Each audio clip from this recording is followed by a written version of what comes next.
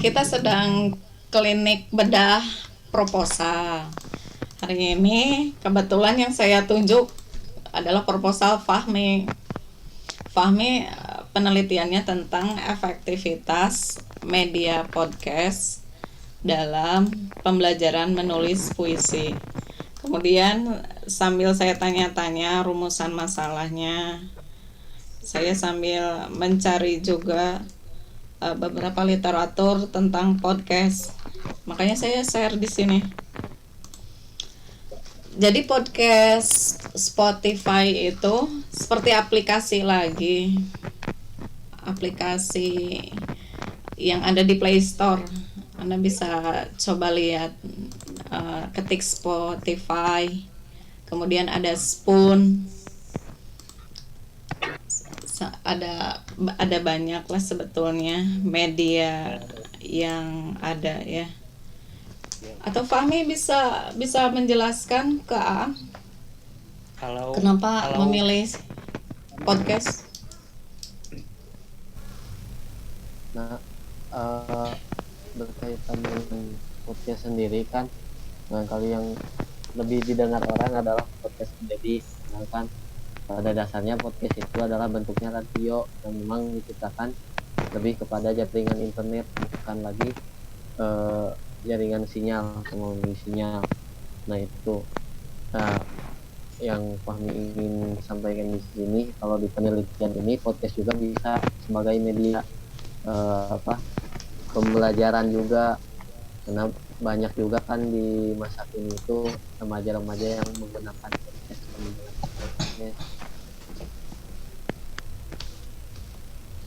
Ya gitu Am, sudah cukup jelas. Atau mau diputar podcast.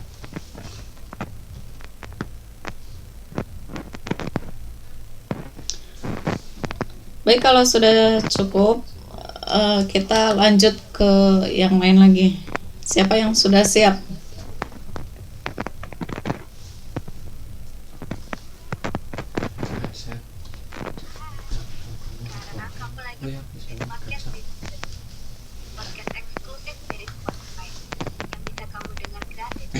Linda sudah siap?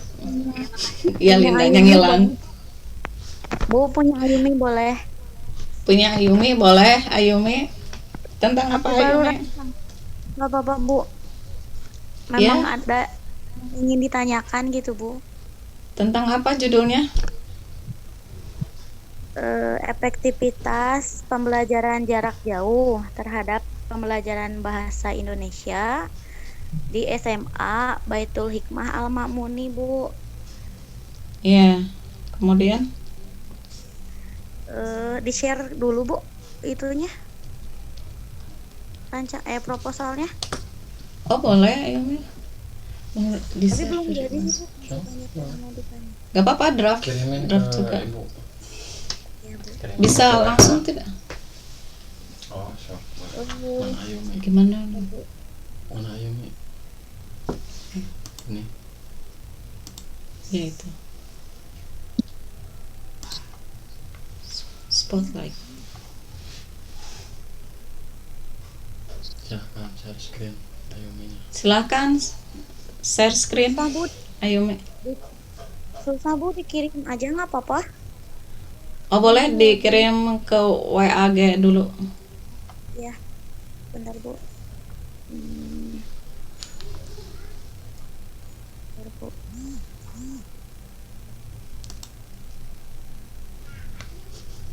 Bentar Bu loading.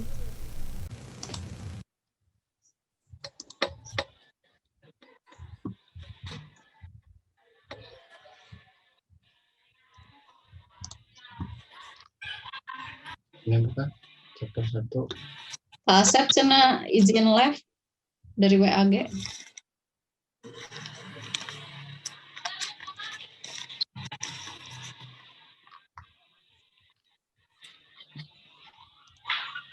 Oh, Ibu proposalnya di itu, rancangan proposalnya di laptop. Laptopnya di rumah. Lagi nginep di rumah mertua, nggak apa-apa yang kemarin draft bekas UTS Iya, yang PJJ bukan? Ini bukan. yang Bukan. bentar. Mana ya, Bu? Oh Judulnya iya nih, sama Bu. tidak? Sama itu yang itu, Bu. Oh iya, Bu, di laptop, Bu. Laptopnya di rumah. Gini, Bu, ada yang ditanyakan langsung saja tidak apa-apa, Bu? Boleh, boleh. Jadi gini loh, Bu. Kan efektivitas PJJ terhadap pembelajaran bahasa Indonesia di Mhm. SMA Baitul Hikmah Al-Ma'muni. Nah, yang membuat agak masih ragu itu eh si ini kan apa sih buat bab 2-nya landasan teorinya. Jadi ab itu udah ada ya, Bu, 4 materinya teh 4. Salah satunya teh ntar, Bu, ingat-ingat dulu. Oh iya, salah satunya teh sejarah PJJ dulu. Ada bukunya, cuma itu juga nyari di penelitian yang terdahulu ya, Bu, ya, sejarah PJJ. Terus pembelajaran jarak jauh menurut para ahli, itu mah buku siapa gitu ya, Bu. Itu filenya di laptop. Terus yang ketiga, menyambungkan ke pembelajaran bahasa Indonesia teh kumaha gitu, Bu. Jadi untuk itu teh kemarin teh nyari apa sih penelitian terdahulu. Ternyata yang lainnya penelitiannya udah gini, Bu, menyambungkan penelitian ke bahasa Indonesia. Jadi apa sih yang di dan teorinya teh lompat karena iya, Bu, pembelajaran apa sih Bahasa Indonesia. keterampilan Indonesia ya, yang tarigan itu yang berbicara, mendengarkan, menyimak, itu yang 4, dan menulis yang itu. Jadi ternyata sejarah pembelajaran jarak jauh, terus pembelajaran jarak jauh menurut para ahli, terus yang ketiga apa sih keterampilan berbahasa Indonesia yang 4 itu, yang kelima pembelajaran menurut undang-undang. Seperti itu. Apakah sudah betul materinya ke sana gitu, Bu? Tentang itu ya, kajian pustakanya.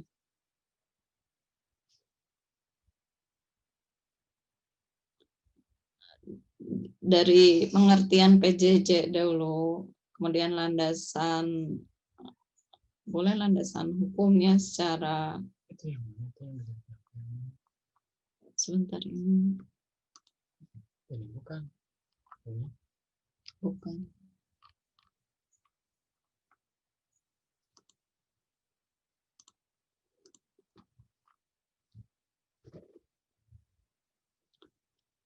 Sebetulnya kalau pembelajaran bahasa terlalu umum ya, lebih baik dibatasi. Misalnya pembelajaran berbicaranya. Apakah misalnya ketika PJJ keaktifan berbicara siswa itu jauh lebih aktif atau bahkan berkurang dari pembelajaran tatap muka seperti biasa. Mungkin itu jauh lebih menarik, Ayumi, dibandingkan misalnya pembelajaran bahasa. Kita kan harus melihat empat keterampilan, terlalu banyak, terlalu susah untuk menentukan fokusnya. Jadi pilih salah satu dari keterampilan berbahasa itu. Misalnya keterampilan berbicara. Kemudian PJJ juga itu sebetulnya masih general. Salah satu PJJ juga sebetulnya kalau dikerucutkan itu podcast juga media PJJ. Jadi kalau yang Fahmi tadi justru jauh lebih spesifik, sudah pembatasan masalahnya sudah mengerucut, sudah apa ya? Sudah jauh lebih rapi dibandingkan misalnya hanya PJJ dan keterampilan berbahasa. Untuk Sebenarnya yang teliti itu jadi gini, Bu, nanti kan efektivitas pembelajarannya Bu. Jadi Ya, kemarin pas kata Pak Asep teh jadi mengetahui. Jadi yang instrumennya teh kayak yang draft yang udah ada gitu Bu. Jadi nilai pegangan guru ini juga kan apa ya? Nggak semua kelas gitu, satu kelas paling di SMA itu. Nah, khusus bahasa Indonesia berarti kan satu mata pelajaran. Jadi fokus ke guru itu. Nah, jadi si data yang dipakainya juga data pegangan guru tersebut gitu Bu. Jadi pegangan guru tersebut nilai sebelum dan sesudahnya gitu Bu. Terus nilai daftar kehadiran dan daftar tugas nah paling terus selain nanti nilai juga bisa dilihat kegiatannya, dievaluasi. Misalnya ini ada salah satu contoh evaluasi PJJ ya, yang ada di iya, Bu. universitas kita, di Institut Pendidikan Indonesia. Sebentar Iya, saya Bu. screen dulu. Nah ini mungkin bisa dijadikan instrumen juga nantinya. Jadi selain nilai, juga bisa dievaluasi dari segi kegiatannya. Ini ada hasil rangkuman atau ringkasan Google Form. Nanti seperti ini. Jadi berupa deskripsi. Misalnya Fakultas Pendidikan Ilmu Bahasa, kemudian Fakultas FITS. Ini hanya contoh saja. Oh iya, jadi intinya pakai itu kan Bu, pakai kuesioner online gitu, tanggapan siswa terhadap PJJ seperti itu ya Bu? Nah iya, jadi ada tanggapannya juga, ada respon siswa. Iya. Respon ini juga nanti akan menjadi data PJJ ini efektif atau tidak Apa efektif. tidak? Gitu ya Bu, iya.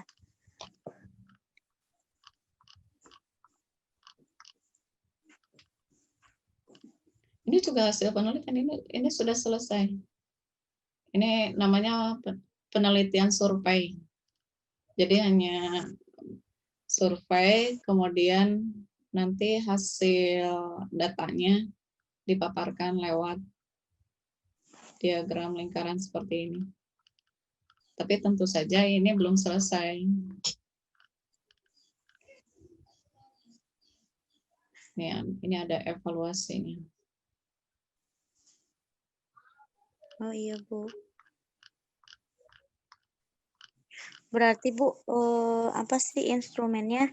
Tadi kan nilai yang ada pada guru, pegangan guru gitu Bu, sebelum dan sesudah PJJ berupa nilai, absensi dan tugas. Respon siswa. Dan ditambah iya itu survei terhadap respon siswa, mungkin pakai Google Form aja ya Bu ya. Iya. Nah, yang terus Bu selanjutnya yang masih bingung itu metode penelitian Bu. Soalnya kan ini ada metode penelitian terdahulunya tapi berupa jurnal. Jadi efektivitas pembelajaran apa gitu di SD itu mah ya Bu.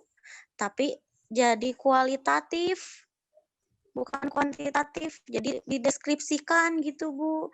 Jadi ini mah hanya respon saja. Kalau menurut saya juga penelitian Ayomi itu penelitian analisis deskriptif. Jadi jenis kualitatif. penelitiannya penelitian survei.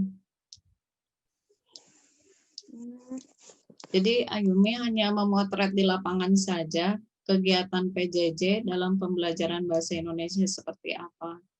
Jadi bukan untuk menanggulangi atau supaya PJJ itu efektif. Tapi Iya, jadi kalaupun hasil mau akhir jadi ketahui. eksperimen juga tidak apa-apa. Nanti mungkin rumusan masalahnya. Jadi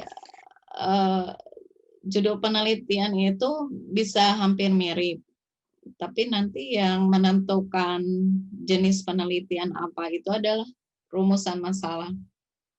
Jadi kalau rumusan masalahnya seperti ini, bagaimana nilai siswa sebelum PJJ, bagaimana nilai siswa setelah PJJ, Sesudah.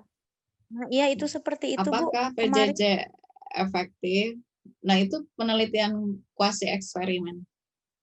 Tapi kalau misalnya begini, bagaimana pengaruh PJJ terhadap pembelajaran bahasa Indonesia? Nah itu adalah Sebelum penelitian asosiatif. Jadi untuk melihat apakah variabel bebasnya memiliki pengaruh atau tidak terhadap penelitian terhadap variabel terikat. Jadi nanti kalau yang saya maksud yang kedua itu ya, yang asosiatif, yang pengaruh, nanti dilihat gambaran PJJ seperti apa.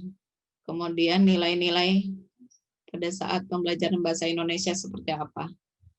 Kemudian nanti dilihat apakah ada pengaruh atau tidak. Nah, nanti dilihat ada pengaruh atau tidaknya, itu diuji dengan rumus statistik. Atau opsi yang ketiga, bisa melihat analisis PJJ atau gambaran atau evaluasi PJJ terhadap pembelajaran bahasa Indonesia. Nantinya seperti ini. Jadi hanya memaparkan secara deskripsi saja.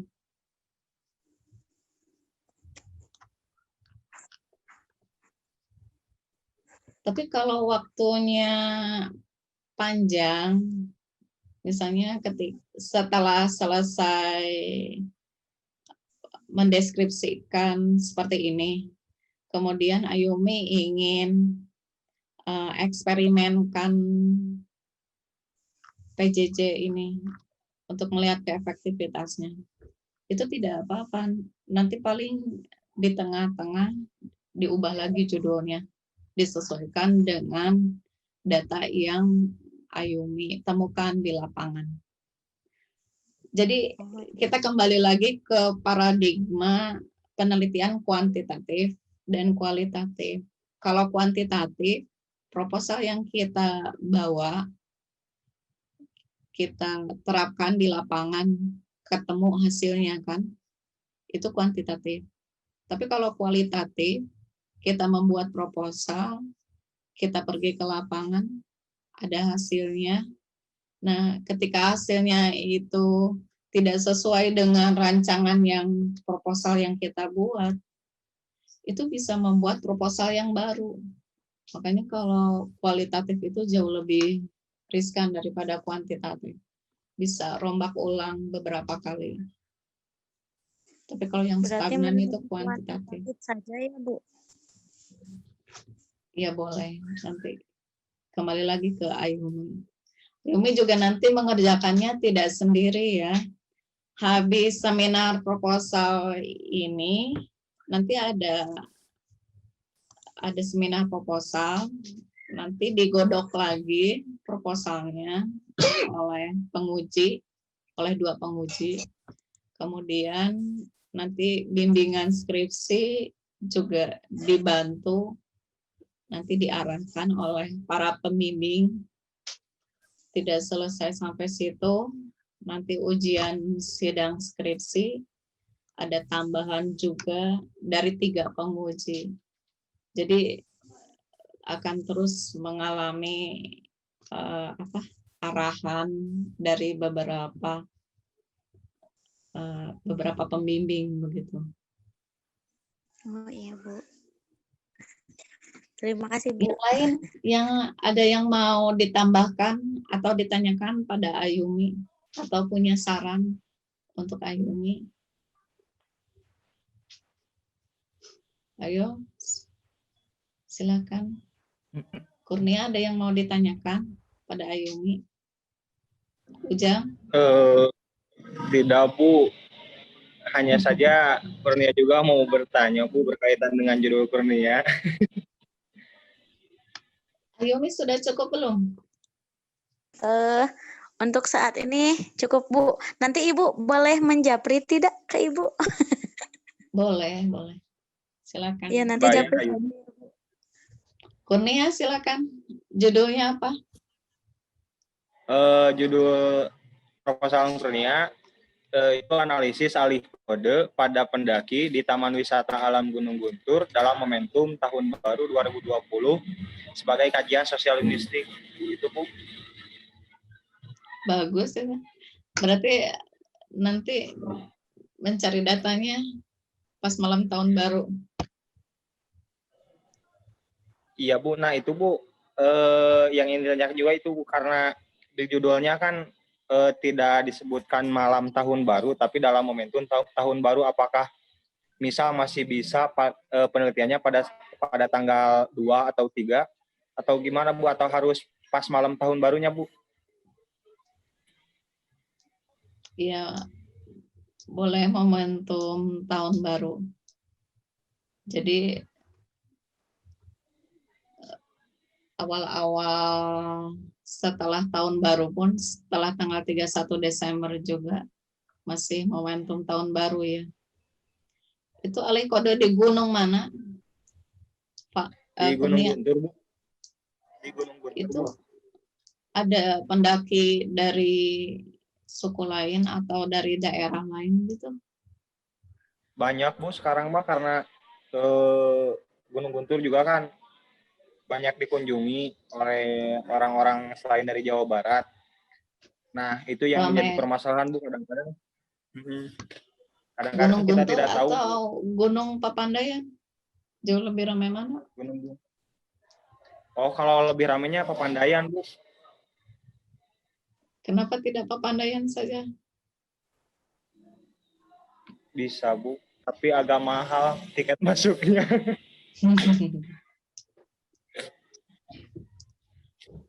Alih kodenya dari bahasa apa ke bahasa apa? Biasanya bervariatif, Bu. Kalau misalnya yang Kurnia temui di Gunung Guntur itu kadang-kadang dari bahasa Sunda ke bahasa Indonesia, atau dari bahasa Indonesia ke bahasa Sunda, Bu. Hanya sekitar 2 itu saja. Iya, Bu, sekitar 2 itu saja. Dari pendaki, misalnya turis asing atau Jawa atau suku lain. Kalau misalnya dari Jawa kadang-kadang ada, tapi kalau misalnya dari turis asing di Guntur mah jarang, Bu. Kalau gunungnya yang lebih ramai gitu ya, mungkin Iya, iya. akan lebih variatif campur kodenya, alih kodenya. Oh, berarti bisa juga diganti Gunung Papandayan mungkin ya, Bu. Nanti survei saja jauh lebih variatif yang mana. Yang Gunung Guntur itu ada wisata yang baru ya, apa sih? Yang mirip gurun itu? Yang jalur Cikahuripan ya, Bu. Saya lupa. Cilopang. Cilopang. Cilopang. Batu. Tasik kan. Berarti baiknya, Bu, diganti di tempat yang lebih bervariatif itu, Bu. Ya silakan, itu kembali lagi kepada Kurnia. Nanti misalnya kalau saya tentukan di Papandayan, Kurnianya tidak sanggup, bagaimana? Jadi silakan kembali lagi ke peneliti. Objek wisatanya mau yang mana? Ada yang mau ditanyakan yang lain? Rumusan masalahnya, Kurnia apa saja? Bentar, Bu. Untuk rumusan masalahnya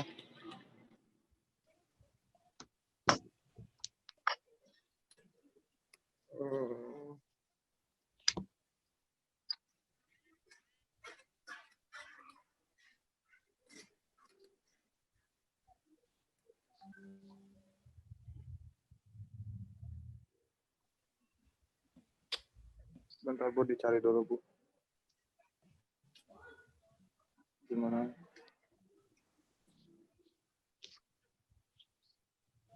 Itu Bu lebih ke apa? Bentuk alih kode yang digunakan oleh Bentuk, ya. pendaki. Kemudian ada Bu, catatan emoti.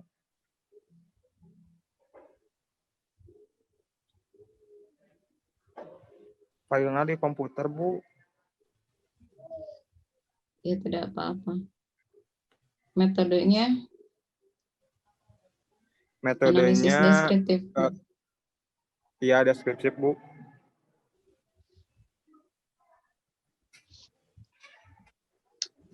Share screen. Medianya wawancara bebas Bu kalau misalnya jenis itunya.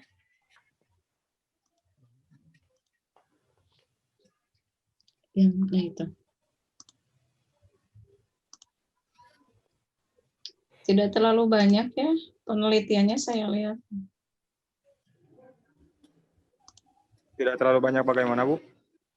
Hasil penelitiannya sudah mencari belum penelitian yang relevan terkait dengan ini? Terkait dengan penelitian ini. Terkait dengan alih kodenya atau di gunungnya Bu? Kalau alih kodenya memang banyak, tapi kalau alih kode pada pendaki gunung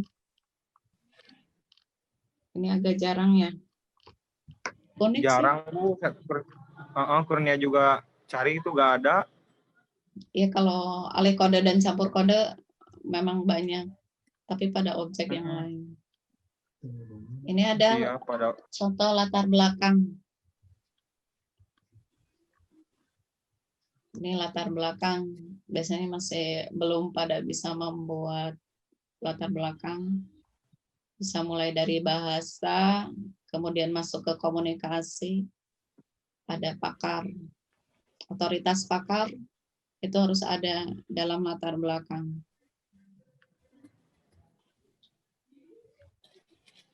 Ini otoritas pakar. Kalau ini tentang kedwibahasaan. Ini organisasinya Trust Bike Community di Jakarta. Ini contoh datanya. Bahasa apa nih? Bahasa Jawa. Ada campur kode. Nah, rumusan masalahnya campur kode apa, kemudian pada tataran lingual apa terjadi campur kode, kemudian faktor-faktor apa yang mempengaruhi terjadinya campur kode.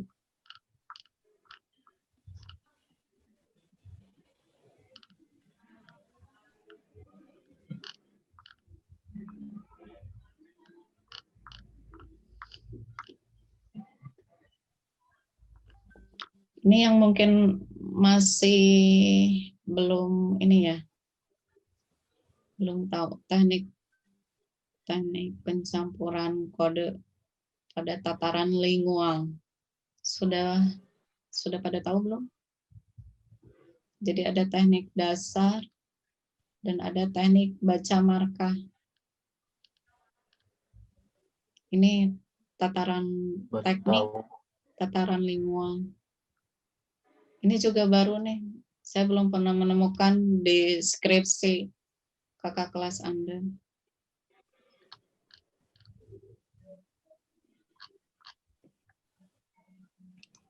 Ada lagi yang mau ditanyakan? Kurnia. Yang lainnya, ada yang mau bertanya pada Kurnia? Atau pada saya? Masih ada 30 menit lagi sebelum berakhir. Yang lainnya Bu, mungkin? masih Bu. Ya. Masih mencari skripsi Literatur. yang tadi ya Bu, literatur untuk referensinya Bu, belum ada. Banyak referensi mah. Kalau alih kode mah iya Bu. campur kode.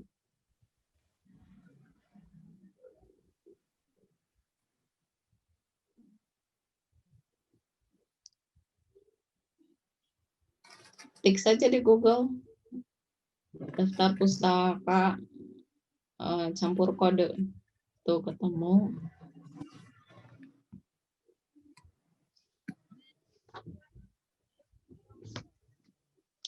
Kalau tidak daftar pustaka, Anda mengetiknya bibliografi. Nanti Beliau ketemu juga. Bibliografi. Bibliografi itu daftar pustaka.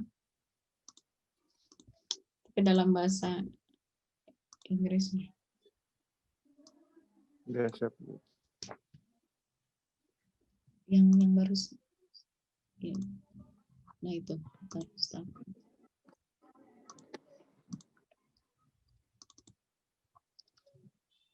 Tuh banyak nih.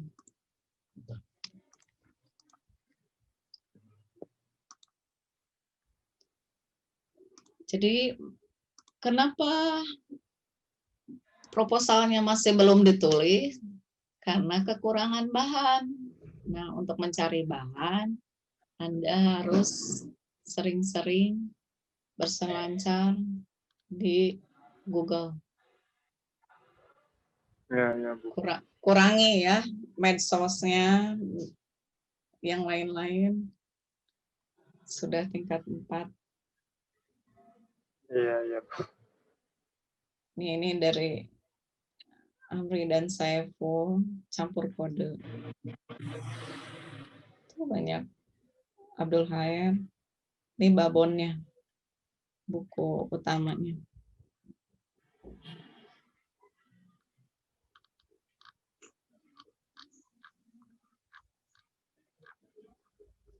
Ini masih kurang sih sebetulnya. Cari yang agak banyak. Ada lagi, Kurnia? Bu boleh sedikit bertanya terkait nanti Bu untuk seminar proposal gimana itu Bu gambaran nanti pas seminar proposal itu sama rancangan ke depannya sama Ibu, apakah kita buat proposal kemudian bimbingan sama Ibu atau gimana Bu?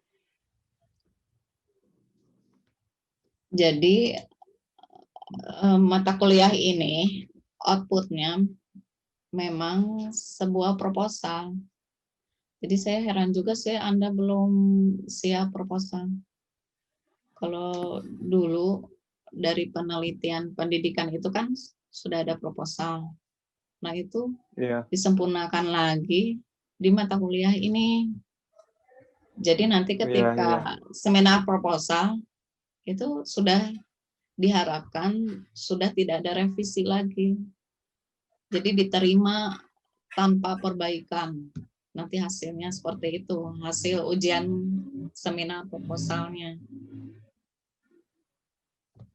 Tapi memang rata-rata suka ada revisi, masih ada revisi dan perbaikan judul. Tidak apa-apa sih, memang tidak ada yang langsung sempurna begitu ya. Itu ini asa bararaud.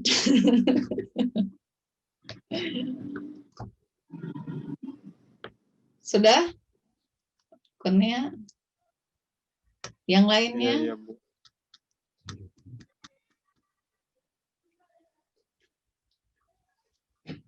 Ismayanti mana Ismayanti? Iya Bu, ini Ismayanti tentang apa? Judulnya Konflik Batin dalam Film Sabar Ini Ujian, karya Anggi Umbara, kajian psikologi sastra Bu.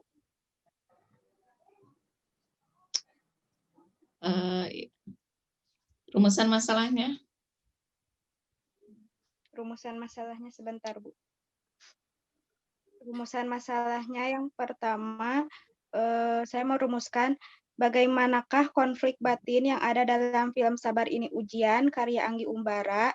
Kemudian yang kedua, bagaimanakah dampak dari konflik batin terhadap tokoh lain dalam film Sabar Ini Ujian karya Anggi Umbara. Dan yang ketiga, bagaimanakah solusi konflik batin yang ada dalam film Sabar Ini Ujian karya Anggi Umbara. Seperti itu, Bu.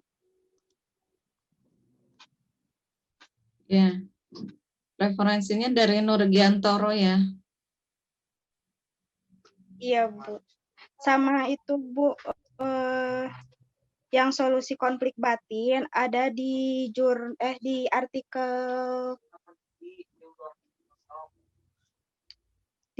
Bu, teorinya belum nemu yang di bukunya, Bu. Tidak apa-apa kalau seperti itu. Nanti dicari juga yang bukunya. Ada buku psikologi sastra. Cari di Gramet ada. Saya juga punya psikologi sastra. Yang ID ego, super ego itu dicari tidak? Bagaimana, Bu? Yang ID ego, super ego dicari tidak? Pakai itunya, Bu, pakai teorinya teori Kurt Lewin, Bu. Jadi yang dicari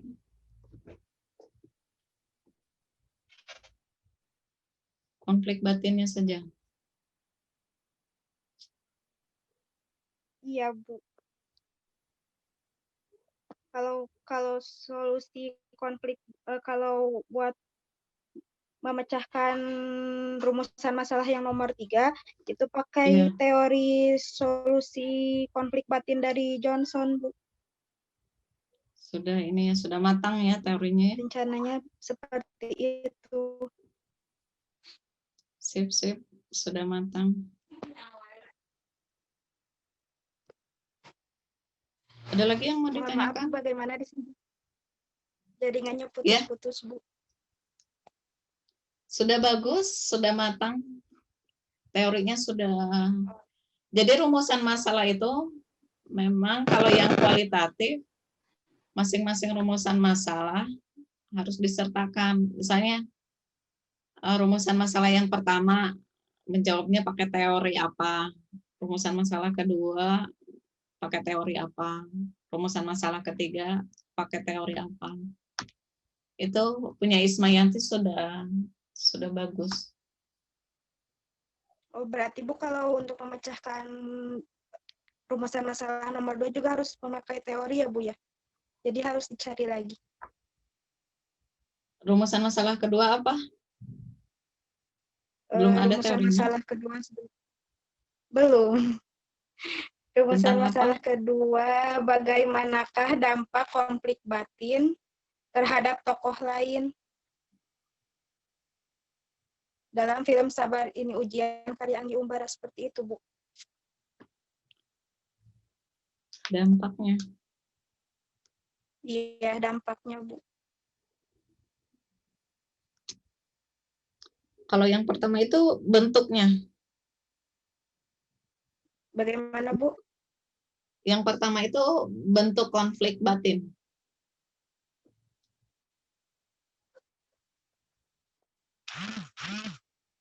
Yang pertama, bagaimana konflik batin yang ada, ya bentuknya, Bu. Yang kedua, faktor penyebabnya. Dampaknya. Bukan. Dampaknya, Bu.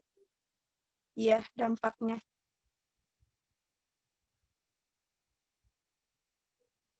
Dan yang ketiga, penyelesaiannya. Kalau yang saya temukan dalam salah satu artikel, yang rumusan kedua itu faktor penyebabnya. Faktor penyebabnya. Jadi lebih baik diganti, Bu, begitu. Faktor penyebabnya. Khawatirnya seperti ini.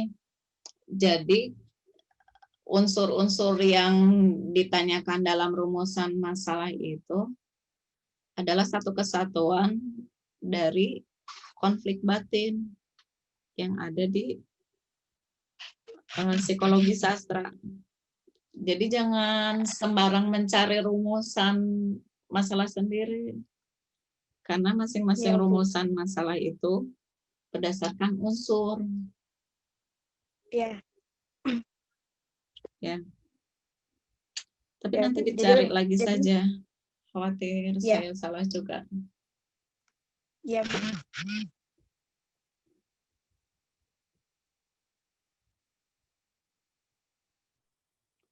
Yang lainnya? Atau kita masuk ke Terima kasih, Bu. materi ya. Ada 15 menit lagi. Yang ini. Ke atas.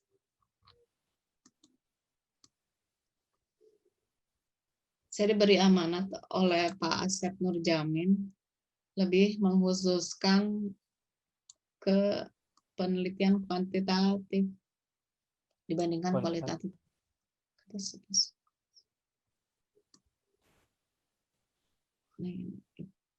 Bukan.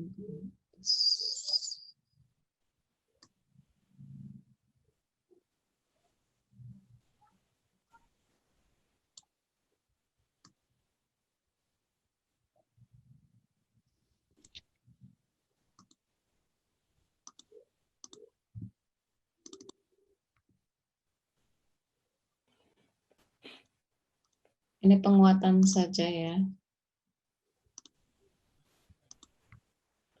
Kuantitatif.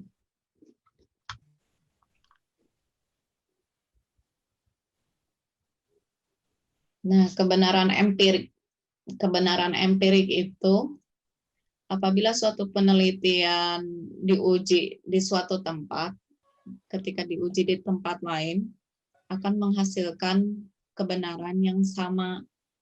Itu yang dinamakan kebenaran empirik. Karena itulah ketika misalnya kita browsing tentang penelitian terdahulu, kita menggunakan prinsip ATM, amati, tiru, dan modifikasi, itu untuk mengungkap kebenaran empirik. Jadi yang perlu dikemukakan adalah pendekatan dan metode penelitian apa yang akan dipakai. Kemudian dari mana kita tahu kita harus menggunakan pendekatan dan metode penelitian apa? Ini kembali lagi ke tujuan penelitian. Tujuan penelitian juga jangan salah, ini adalah turunan dari rumusan masalah. Jadi rumusan masalah itu yang akan menentukan jenis penelitian kita nantinya. Kemudian bergantung juga pada sifat masalah yang diteliti dan solusi yang mungkin dilakukan. Hakikat penelitian kuantitatif. Kuantitatif merupakan model yang bertujuan mengungkap fenomena lepas dari konteksnya. Jadi kalau misalnya kita ingin melihat efektivitas PJJ terhadap keterampilan bahasa Indonesia, itu sebetulnya kualitatif karena masih ada dalam konteks PJJ dan dampaknya terhadap keterampilan berbahasa. Tapi kalau kuantitatif, kenapa dikatakan lepas dari konteks? Itu karena dalam penelitian kuantitatif ada eksperimen, ada campur tangan peneliti, ada rekayasa peneliti untuk melihat efek misalnya PJJ dengan bantuan media atau tanpa bantuan media dan pengaruhnya terhadap keterampilan bahasa Indonesia. Nah, itu baru kuantitatif. Tadi misalnya Ayumi ingin menggunakan model tertentu dalam PJJ, nah itu kuantitatif. Kemudian hakikat penelitian kuantitatif yang kedua, seringkali memunculkan dirinya dalam model-model eksperimen dan non-eksperimen. Kalau penelitian non-eksperimen itu misalnya yang tadi, yang survei ya. Jadi survei juga melihat misalnya respon siswa, berapa persen yang aktif, yang antusias, kemudian berapa persen siswa yang tidak aktif atau tidak antusias. Kemudian hakikat penelitian kuantitatif juga, misalnya cenderung dalam setting atau lingkungan buatan atau artifisial. Tadi misalnya media podcast Spotify itu adalah lingkungan artifisial, bukan lingkungan yang sebenarnya. Ini juga lingkungan artifisial, Zoom ya. Ini juga lingkungan artifisial. Yang selanjutnya, kenapa perlu penelitian kuantitatif? Yang pertama, karena peneliti punya keinginan untuk mengungkap fenomena-fenomena objektif dan dikaji secara kuantitatif. Jadi kalau misalnya hanya penelitian survei, itu mungkin bukan kuantitatif. Tapi ketika ingin melihat efektivitasnya, nah itu dikaji secara kuantitatif. Maka kita perlu melakukan penelitian kuantitatif. Kemudian yang kedua, peneliti dalam menjawab pertanyaan penelitian menggunakan pengukuran yang cermat terhadap variabel penelitian. Nanti misalnya mau menggunakan data apa? Data nominal, data skala, data ordinal, kemudian nanti menggunakan rumus apa? Apakah C kuadrat? Apakah misalnya Spearman atau yang lainnya? Kemudian yang ketiga, peneliti ingin melakukan generalisasi hasil penelitian ke wilayah yang lebih luas. Bukan tidak mungkin nanti efektivitas PJJ di Kabupaten Garut itu menjadi generalisasi bagi kabupaten-kabupaten lainnya di Indonesia. Seperti itu. Nah, ini karakteristik metodologi kuantitatif. Dari aspek realitasnya, berdimensi tunggal, fragmental, dan tetap. Desainnya spesifik, fix, dan pedoman penelitian yang ketat. Karena itulah dalam kuantitatif, proposalnya itu tidak bisa berubah-ubah. Jadi tetap terus sampai akhir. Bab 1, bab 2, bab 3 tetap. Ini sebagai pedoman penelitian yang ketat. Tidak boleh misalnya modelnya sudah one group, misalnya desain eksperimen pretest, post-test, desain yang itu kemudian nanti diubah lagi, itu tidak boleh begitu. Kemudian tujuannya menunjukkan hubungan antar variabel. Jadi kalau misalnya ada hubungan antara atau pengaruh, nah itu sudah jelas kuantitatif. Metode penelitiannya bisa eksperimen, bisa survei, bisa korelasional, bisa studi komparasi. Instrumennya tes, angket, atau misalnya data inventory, atau data-data hasil penelitian. Datanya kuantitatif dan angka-angka. Sampelnya sampel besar dan representatif. Analisisnya setelah data terkumpul dan bersifat deduktif.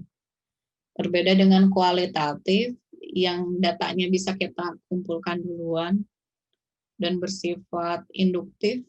Kalau kuantitatif datanya terkumpul baru kita bisa melakukan penelitian. Langkah-langkah penelitian kuantitatif yang pertama adalah mengidentifikasi masalah, merumuskan dan membatasi masalah, melakukan studi pustaka, merumuskan hipotesis atau pertanyaan penelitian, menentukan desain dan metode penelitian, menyusun instrumen, dan mengumpulkan data. Nah, coba Anda sudah sampai mana dalam tahapan ini, langkah-langkah penelitian ini? Mungkin kemarin dengan Pak Asep baru sampai nomor 3 ya, baru studi pustaka. Dan sekarang coba yang kuantitatif merumuskan hipotesis, yang kualitatif merumuskan asumsinya. Rumusan penelitian sudah ya, ini pertanyaan penelitian. Kemudian menentukan desain dan metode penelitian. Nah, sudah menentukan desain dan metode, ini langkah akhir pembuatan proposal adalah menyusun instrumen. Jadi proposal itu sampai instrumen, baru nanti pergi ke lapang, mengumpulkan data, menganalisis data, kemudian menginterpretasi temuan. Jadi proposal itu, saya ulangi lagi, sampai instrumen. Jangan sampai nanti mengikuti ujian proposal, Anda tidak menyiapkan instrumen sama sekali. Jadi siapkan instrumennya. Kemarin yang output perkuliahan penelitian pendidikan belum sampai instrumen ya.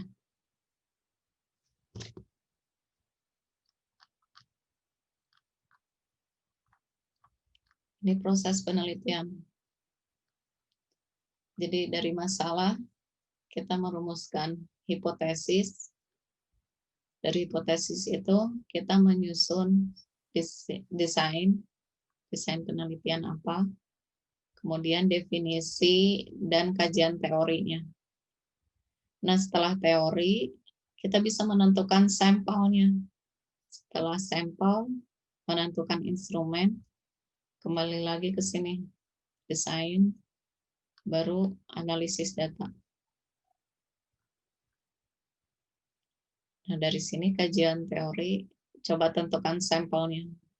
Makanya tadi Kurnia, saya tanyakan lagi, mau pendaki di Pepandayan atau di Gunung Guntur? Itu ya, sampel. Nanti silakan buat instrumennya. Instrumen penganalisisan campur kode seperti apa, alih kode seperti apa. Nah, ini metode-metode penelitian kuantitatif. Jadi ada yang eksperimen, ada yang non-eksperimen. Yang eksperimen, ada yang murni, ada yang kuasi. Yang non-eksperimen, ada deskriptif, ada komparatif, ada korelasional, ada survei, dan ada tindakan. Jadi kuantitatif juga ada ya, yang bentuknya deskriptif. Seperti tadi, yang evaluasi. Itu penelitian kuantitatif yang berbentuk deskriptif. Ya, sampai situ dulu. Ada yang mau ditanyakan?